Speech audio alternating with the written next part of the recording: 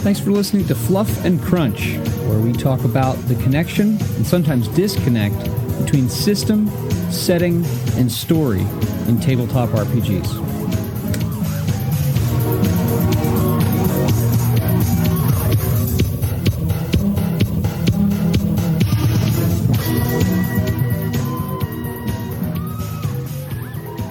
How are you today? Well, you said you're a little bit sick. We're both ill. Yeah, although like I said, mine is probably more allergies and a lingering flu, but that's what happens when you're old and infirm. Yeah, Felled by bugs more easily. Bugs! Oh, what a segue. Look at that. Bugs. Right, it would be good to, we haven't talked about any, did you do any gaming this weekend?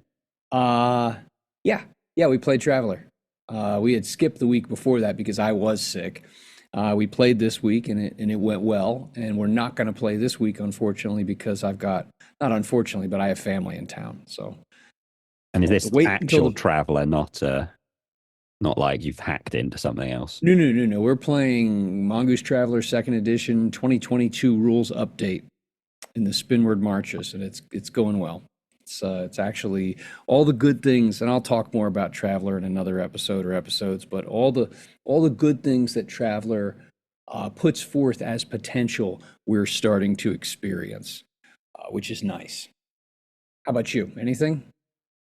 It's more ISS Vanguard. We actually did a really cool, it properly felt like a Star Trek episode. Like we landed on this planet and there was these aliens that lived on these cities were on the backs of giant crabs, and one of the giant crab cities had disappeared in the distance. We had to go and rescue them, but before that we talked to some cities, and we went to 2 different cities at the same time. We split the party because it's a board game, not a role-playing game, so you can do that. And on one of them there was this guy that was like, I want you to, when you find the city, I want you to frame this other city for doing it. And then we went to the city they wanted to frame. There was a princess there. There was, I've been told to marry the person from this other city, but I said no. And we're like, this is ridiculous. This is so. And then we found the city, and then there was another party involved in who might be framed, and then it became a big hoo-ha. But it was really cool. It was like a well done, like, episode of Star Trek with, there wasn't any combat. It was, flying things and searching for things, and then diplomacy with aliens who had, think of things in completely different ways than we do. And then at the end of it, these 2 couples got married, and then went away and did what married people do. And then the next day there was a funeral because apparently the males of the species die when they have sex. But then there was thousands of little bug babies, so it was all okay. And it was like, this is so it was good. So yeah. Another good session. And next week, good. And then we've got some big encounter up next, I think. We're getting towards the end game. Oh, go ahead. So I was just say, I foreshadowed, if it's not already obvious by the title of this episode, but I foreshadowed by mentioning bugs. And obviously, we've both got xenomorph. Well, you've got a xenomorph. I have colonial marines in my background. We're going to talk about the Alien RPG from Free League. And we're doing this, I mean, this may seem like old news because the game's been out for 5 years, I believe. But there is some change in the wind here. So we are, this is a bit of foreshadowing from us. So if you're not familiar, you've probably heard, but if you're not, you heard of the game, but if you're not familiar of how the game functions and its focus and some of the things that make it unique, we're going to hit on those, and then we're going to move to some commentary and some talk about this upcoming Kickstarter for a 2nd edition. So how do you want to start out with just a quick overview if there are people out there who are not familiar with this game and how it functions as a system? Well, it's a Free League game, which if you've played any other Free League game will tell you that your characters are useless and fail at everything. Free League is deep in the grit. Yeah, that's for sure. And Free League's house system, using a pool of D6s wherein you are successful if you roll at least 1 6 on any die, is the mechanical basis for this. Now, statistically, if you're curious, or actually backing up from that, characters have 4 stats, and there are 12 skills with 3 skills pinned to each of those 4 stats. You add the skill, you add the stat, You roll that many d6s, and you hope to get at least 1 6. If you get additional 6s, there is a limited menu of options for what those additional successes can do. It's almost always just add more damage. Just if you're curious, an average stat is 2, and if you're a professional in a skill, that'd be a 2. So if you are just rolling 2 and 2, you have about a 52% chance of success.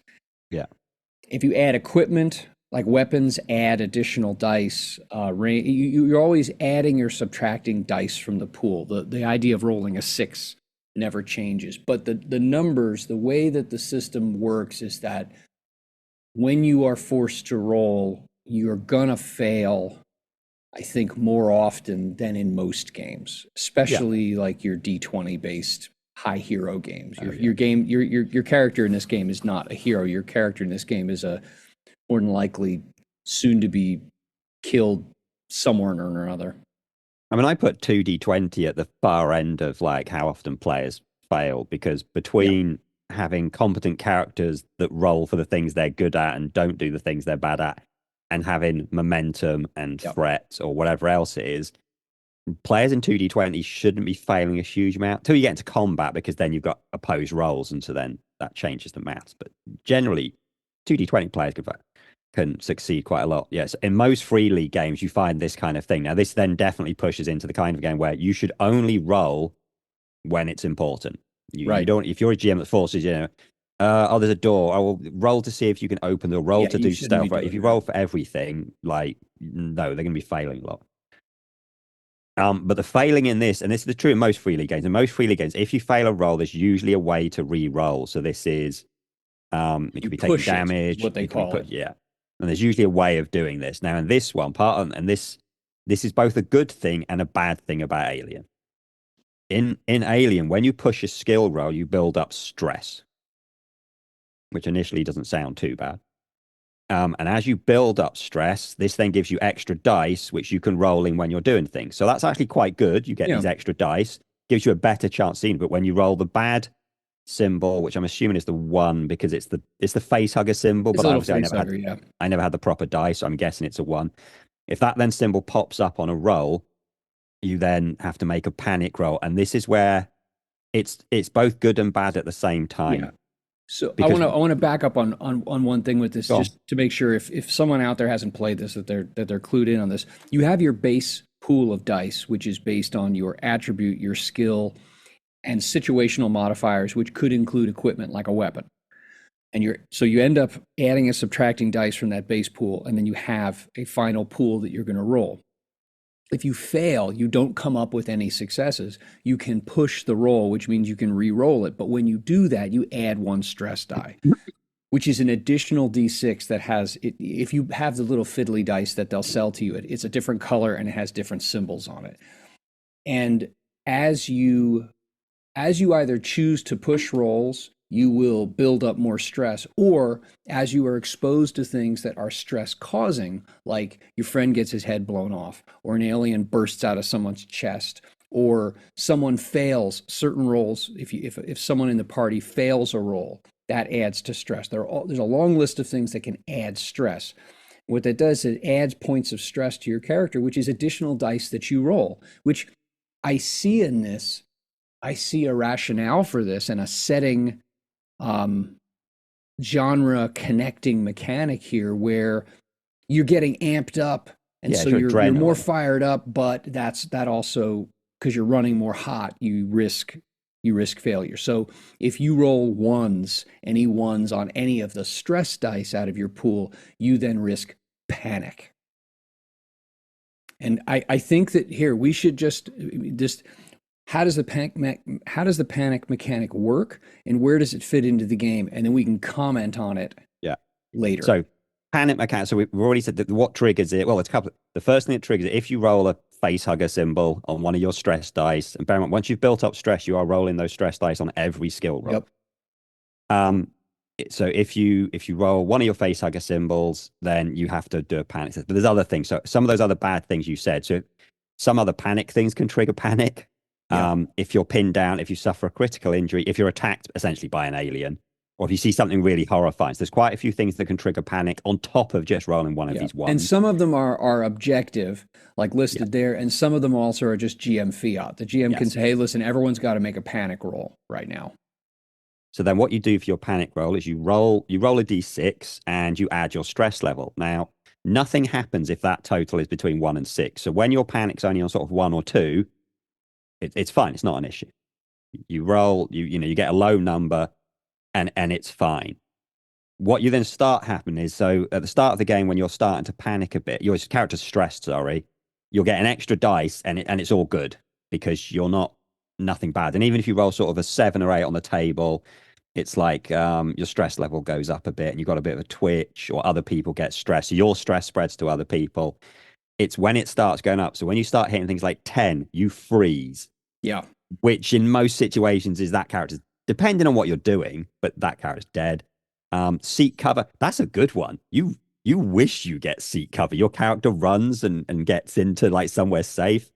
Um, Scream, fair enough. Flee, again, another one. And then my personal favorite, and the one that leads to the downfall of, and if you're playing Marines, Berserk. You Yeah. may immediately attack the nearest person or creature, friendly or not. And then 15 is catatonic, and you've Yeah. checked out. So the more stress, the number of stress dice you're rolling is that's what your stress is. That's just a whole number. And so if you have to make a panic roll, you're going to take that number and add it to D6. So obviously, if you're rolling 3 or 4 or 5 extra dice in the roll of in the form of stress dice, and you are forced to make a panic roll, either because you rolled a face hugger on one or more of those dice, or because the GM says you have to make a panic roll because of the situation. Obviously, the more stress you have built up, the more likely you are to suffer a panic response, and more likely that that panic response will be something catastrophic. Now, I like, in a general sense, I like the idea of this scaling risk. And Yeah. as you as a player, you have the option. If you fail a roll and you have some stress built up, you can choose to push, but you're going to add more stress. Or you could choose to not push and just accept the failure. There is an economy to it on like a gamey side, as you might say, that gives you options. Now, there are ways to release stress, to reduce the amount of stress that you have. It doesn't become like the amount of radiation you've absorbed and you're just stuck with it. Um, every character has a way that is unique to them or special to them that enables them, maybe during like a short rest, they go like pray, or they go shoot up drugs, or they go, they're all different kinds of, let's say, positive and negative ways to deal with stress, like in real life. So you can reduce the amount of stress you have. And then obviously you lose those extra dice to roll, but you also then are rolling fewer things that could cause you panic, and you have fewer points, which are then less likely to cause you to really flip out um, in one of those situations. I mean, generally, it seems like a good idea, and I like how they've done it. So it's exactly what we see in the games, that some characters, when the shit hit the fan, I mean, it's Hudson go, game over, man, game over. I mean, we see this through the first two Alien films. Oh We yeah. see this all the times. Characters losing their shit, and some run, and some go mental, and some just shut down, and so it matches that quite well. And other characters just get really amped up, and they're better because they can cope Yeah. with the stress.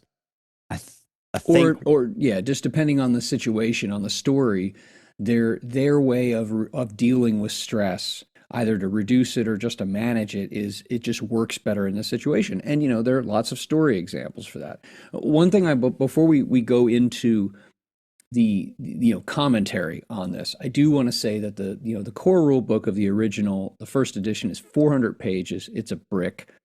It is like most Free League, pretty much like all Free League stuff, has a very distinct vibe and yeah, style to it. There's lots of like green screen monitor green colors on black pages, and so it has for me, it communicates a very clear, like, alien feel. It looks like you're looking at one of those green screen monitors from either Alien or Aliens. Lots of equipment, lots of art, One thing I will point out that, and I think this is just it's just a formatting decision by Free League. Uh, there's a lot of dead space on their pages, and so a 400 page book, I'd be curious to know what the page, or not the page count, the word count is, Mm. because this is not equivalent to like a 400 page WotC book or a 400 page Modiphius book. I mean, I'm looking No. at one page where there is a table that has 10 lines in it, and that's the only text on the page, and the rest of the page is just a picture. There's a lot like that. That said, it's a nice looking book, and everything you need for the game is in that book. I think one other thing worth pointing out about, I mean, generally there is a lot of stuff in, there's more than just the basic xenomorphs in here. You don't have to play as Marines. There's rules as playing, different things. I think there's a reasonable amount of ideas of what you can. I mean, there's like a whole bunch of other stuff. There's different planets, which obviously in the Alien films, we basically only really see sort of one planet Yeah, twice. And we briefly see Earth, and then on some of the other things, a lot of time we're in like spaceships and asteroids and things. They cram a lot of other stuff in there, which I'm assuming they've taken from sort of things like comics and books and stuff.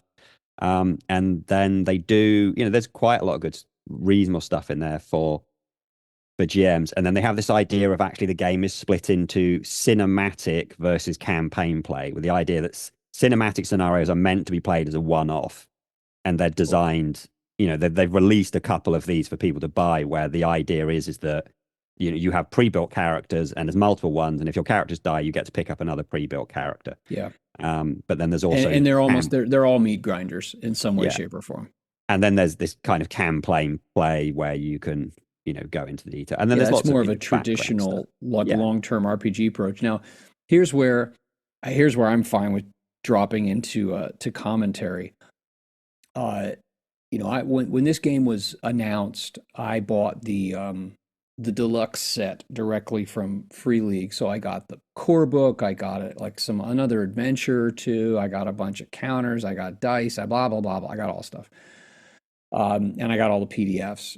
And so I have run the cinematic adventures that came with this set. There were two of them. I have um, I have played the Destroyer of Worlds Colonial Marines I've run that. campaign, and then I have played several homebrew cinematic creations from people. And like I said, Free League has announced that they are going to kickstart a new starter set and a new updated version of the rules with more content and all that and so on and so forth. And I think that's terrific. And I think that's what spurred us to talk about this, is that we've mentioned this game a bunch of times, but we haven't really ever gone into what it is. And here's my thought on the game. I think that its strength is also its Achilles heel. 100%. And I've never met a game where it was so perfectly that issue. That and it's not just like I grind on a lot about the panic mechanic, which I think actually is broken, Yeah, because of how quickly, and if you were to play the scenarios like you see in the movies, how quickly the characters build up stress to the point where they become almost non-functional. And this is after playing I hit this after playing Destroyer of Worlds and playing this like elite Marine commander who could do nothing. Who it got yeah, to a point very quickly where the demands of the story put this very firm time suspense pressure. It's like you have to keep moving, but our characters all had so much stress built up that we were non-functional as a group. And so I think that it's like, you're 19 or 20 years old and you go to the party and you have one drink and that's fun. Then you have two drinks and that's fun. And then like you have five drinks really quickly and then you're legless and puking on yourself a few moments later. It's like I think they mechanically, I think they pushed it too far, and it ends up resulting in game in table results that make the game not particularly playable. yeah. So Um, there's panic. I have one other thing well, I'll that go I on to think that kills it, because but I want to talk about the panic piece. two What do two you of the think? things I have is about the panic. So, firstly, the first thing is it like you said, it's almost on a knife edge. You build initially, you're building up the stress, and it's not an issue, and then you suddenly hit this massive spiral of one person gets shot, and then their stress goes up a bit, and then they have to make a panic roll, and then they roll one of the results that means everybody gets stressed. Everybody gets stressed. Someone else then fails, and bear in mind, I'm playing this with two people. That's not a huge amount of panic rolls going on.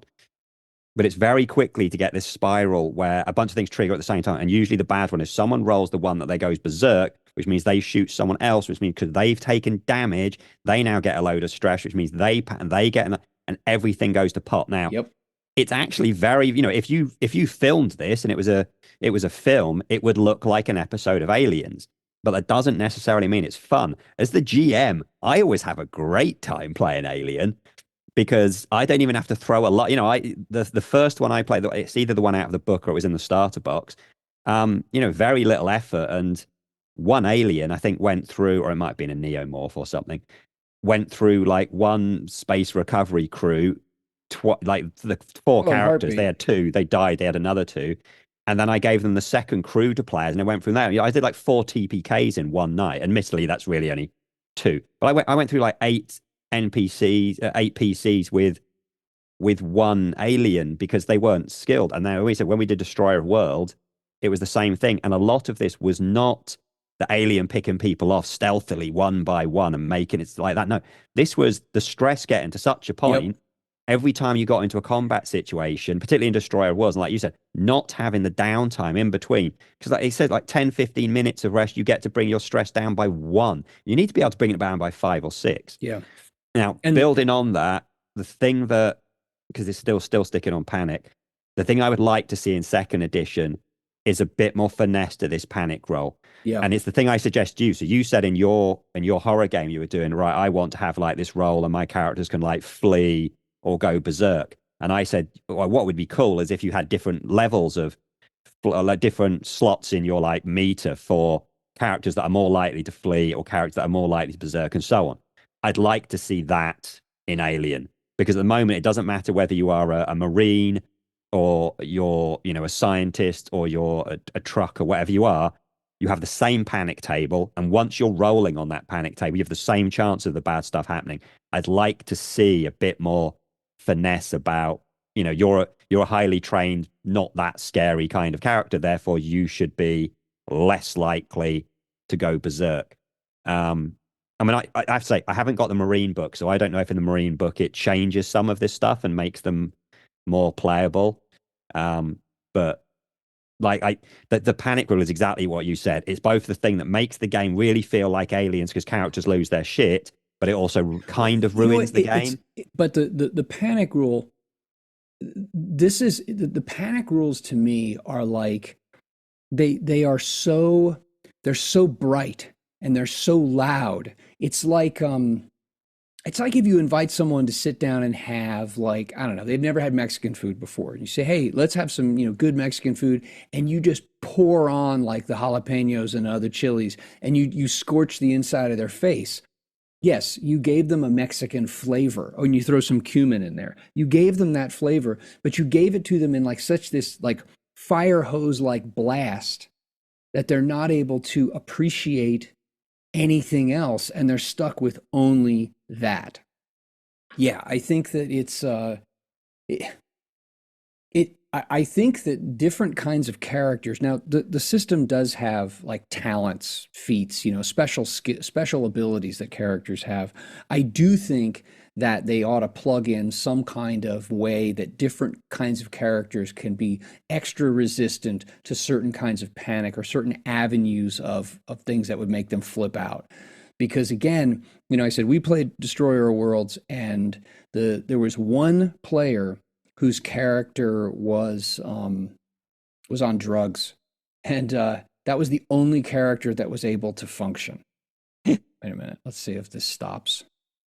That was the only character that's able to function, and that player was very happy with it. That player was a very like nihilistic sort of player. Liked it when characters died horribly and ruined and then like muckety muck and that kind of thing.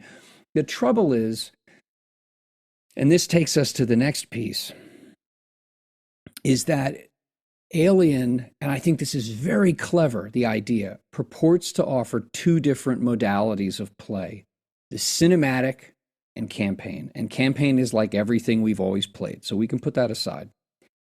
Cinematic is supposed to be cranked up loud. You know, where more than likely you're going to have characters that are going to die and die horribly and things, and there's going to be player versus player. And all of the uh, even Destroyer Worlds plugs in the intra-party competition and friction. All of the other adventures that they've put out, they're very well done. You know, they have roles that have all kinds of specific information about this is what your character's agenda is and all that kind of thing. And so it fits very well for this idea of a cinematic, a one shot, whether that one shot is literally one session or it's just a short story arc and you end up killing everybody in like 2 sessions. That's great. But here's the problem that I have with it is that Aliens is it's so point on unique. And in order for it to be Alien or Aliens, it requires lots of destructive violence. It requires a xenomorph. It almost damn near requires a crooked corporation or some kind of crooked people that are, the crooked big people that are trying to screw the little guys, and a bunch of either innocents, as in the form of space truckers, or badasses who aren't nearly as badass as they think they are. And that's colonial Marines. That is those are the essential ingredients to Alien. And if you don't have those ingredients, think about that. If you have crooked corporation and space truckers, but you have no xenomorphs, nor any whiff of them, I don't know what you have. You don't have Alien. If you pull out the xenomorphs, you don't have Alien. Period. Everything else in the world points to this very like bright lights, loud noise sort of story. We have 10 minutes. And once you pull one of those things out, you don't have Alien anymore. Yeah. But the problem is it's like that heap of jalapenos on your nachos. How often can you eat that and not be like, oh, it's this again? Because every single adventure, and here's the funny thing, I'm looking at the news about the Kickstarter, and it offers this new adventure. Here it comes. This is great. This is the new adventure. It's going to have a new cinematic scenario box set, Rapture Protocol, which returns to the roots of the franchise. Here it comes. This is super original, featuring the crew of a small starfreighter on a resupply run to the remote industrial colony, soon embroiled in a deadly conflict. What's new about that? Aside from Alien 3, which is trash, and Aliens, that's pretty much, to some extent or another, there is one Alien story. That's the problem. I mean, obviously, the other reason I wanted to talk about it is because Romulus had just come out, and I really enjoyed Romulus. Like, it's probably the only good Alien film I've seen in the cinema, because I didn't get to see the first two in the cinema. But it's still the same story. It is. No more spoilers than that, but it's still essentially, it's not a massively new story. No. Now, luckily, because, Prometheus and Covenant were pretty terrible, it doesn't need to be a new story. It was well done, and it was an Alien film. But I'm 100% with you that I don't see the point of a campaign mode in this thing, because I don't see what you would keep doing episode. For a start, your players would, I've done it again, players will die. The characters will die again, and you'll be constantly having to make new characters. So that doesn't sound fun, but I'm not sure what you're putting into it. It works best in a cinematic thing, but it's not something you can regularly. So to me, it's this, we've mentioned, I think we've used it in the past, it's like a palate cleanser. You've just spent a year playing D&D, and your heroes vanquished the evil High Lord at the end of it, and the GM's like, right, now I'm going to kill you all. Let's play Alien, and the GM gets to kill all the characters. Great, but you can't do it often. And it's not just your character's probably gonna die horribly. Your character is probably gonna die horribly, and you're gonna lose control of your character probably a few times in the session, and bad things are gonna ensue as part of that. And you are going to have intra-party friction, and your character is probably gonna have to do things that you as a player are like, wow, I recognize that this is totally bad for my character, but I have to do this anyway, or I have to accept that this other player is doing these things. All of those things are essential to make for that right alien vibe. And Free League has done a brilliant job in making that happen. But that's the problem. I Yeah. think if you play this game, even if you were to play this game once a year at a game convention in a super compressed 4 hour session, the last time I played it was last year at a local game convention. Very ambitious GM, had two parties on two different ships and a co Yeah. Cool. GM and all that stuff. And it actually worked out pretty well, but it was the same freaking story. There is one alien story, Yeah. and that's it. And there is the problem. Free League has done such a brilliant job of perfectly modeling that, but uh, but it can only do that one thing. Yeah. And honestly, I don't know with a second edition, I don't know what can be done. I agree Mechanically, with you. the panic system can be worked on. That's Yes. one thing. But I just don't see how you can have all the things that are essential for Alien and not have just the same story over and over. Because every single cinematic scenario they've put out, it's the same thing. Yeah, I totally agree with you. And then like I'm glad I've bought the book and I'm glad I've run it and like I got the Destroyer of Worlds adventure and I'm glad I run that because Yeah. it's like a wild ride and Oh yeah. it's good fun. But you have to kind of think, well, do I need a second edition? Which even if they sort of tweak some of the rules, this is not a game you're going to keep playing and playing. But it's actually a game that I wish what they would release is just the adventures. Here's the adventure, like a starter box. Here's the adventure. Here's the bait because you don't need the rule book's got all of these rules for ships and equipment, loads of stuff. Really, I wish all they released for this game is just the cinematic things in boxes, for 30, 40 pounds, so $50. Right, here's the rules. Here's all your characters. Here's a load of really nice player raids, and you're just buying this to run this one adventure in 1 or 2 sessions, and all the rules are in it. Because Yep. there's no real point to having the rule book on top of that. No. Because it's Well, not. people will buy it. Well, yeah. I mean, yeah, to make money for them, Sure, it sure. is. But I mean, if people are going to write their own adventures, I just don't see this as a game you can keep coming back to and back to and back No. to. It's for me, it is the king of one shots. Except actually, that's not true because I think Outgun does one shots really, really well, and Yeah, the page count it's and stuff just on that is it's much such more. an odd thing that the replayability is just not there. I don't see it. And And again, if you do, it's not a fault of. I can't stress this enough. This is not a fault of Free League. That's what no. we're trying to say here. This is a great book and it's a good Yep. system. It's the property. Yep. I It's agree. it's from what we're I mean, if someone could have proved us wrong and they run a massive campaign in this, but I think without everything feeling very samey, and Jeremy said it very eloquently, the problem with Alien is that every story has to be this certain list of things which to make it feel like Alien, which means then you can't do a lot different, which means everyone seems the same, Yep. which is why, the films have been very repetitive because Yeah. there's not a huge amount you can go without suddenly you're not playing Alien anymore. Yeah. And therein lies the problem. So my thought is, play it at a con, pick up the starter set, Totally. and if at all, and recognize that you'll play it, a few times unless you are the super fan who somehow never gets tired of another chocolate chip cookie that tastes exactly like every other chocolate chip cookie. There you Um, have it. yeah. I mean, I might well back it in PDF form, and then wait to get the core book cheap, hopefully somewhere, Now, just because I'm if interested. someone were to run it at a con, I would play it.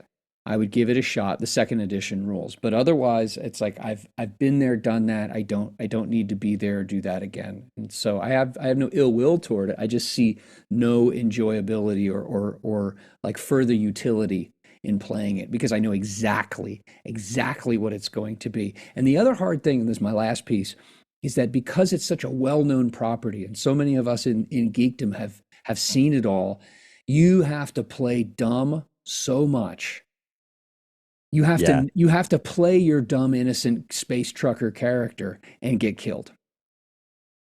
And I've had GMs. The last time I played it, the GM was like the king of the railroad, and I was like, dude, I'm thinking to myself like, I am here to play a role to produce specific outcomes. I actually don't have agency as a player through my character because my character is supposed to be this whatever space trucker type guy, and I know what I'm supposed to do to fit the story's needs. But that's I'm just along for the ride. I think it's what it is that to me, the Alien role playing game is it's one wild ride, but but it's only one ride. Yeah. Yeah. All right. So everyone's supposed to like, they're supposed to subscribe, they're supposed to join the Discord, they're supposed to comment. You're supposed to tell us that we're wrong about Alien and that it's the best thing in the whole wide world. Or you're supposed to go, yeah, actually, maybe you got a point there. Or say something else. I still love it. It's some of the most fun I've had running a role playing game in the last 5 or so years that it's been out. But first, second, third time. And then I've done it twice and we haven't gone back after the second time. Yeah, I've run it like 3 or 4 times, and I've played it about that many times, and the drop off was quick and sharp. But anyway, like, subscribe, join the conversation, tell us we're morons, tell us we're great, whatever. How's that? All right, thumbs up to that.